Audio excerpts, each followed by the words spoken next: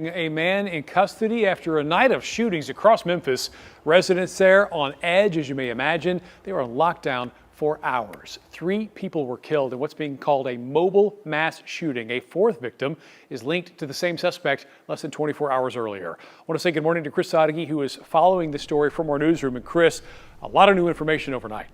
Yes, Mark, and there's going to be a lot to sort through for police in Memphis today as we await the identities of the victims in 8 different crime scenes after a man went on a shooting spree that left 4 people dead and 3 injured. This is our first look at the new mugshot of 19-year-old Ezekiel Kelly. He was finally arrested last night around 9 o'clock after police spent the entire day looking for him. But overnight, we got some more information about the timeline of the events. Police say everything started shortly after midnight Wednesday morning with the first killing.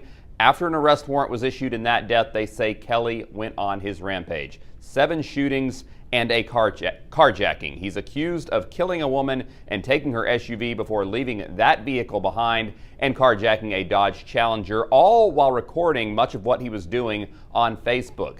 As this terror was unfolding in the city, buildings were locked down and the public bus service was suspended. Kelly was eventually arrested after crashing in a high-speed chase with officers.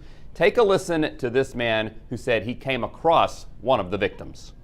He was bleeding from this area, pretty bad. And then the police came and they told us that we had to leave. But at first we thought it was like he was trying to rob him or something. But then we found out that this guy was just shooting randomly. And through the shock and the horror of it all, we learned Kelly was sentenced to 3 years in prison back in April of 2021 for an attempted murder that happened in February 2020 when he was just 17 years old. However, he was released from prison in March of this year, and that drew the ire of Memphis Mayor Jim Strickland, who defended police but pointed the finger at the judicial system.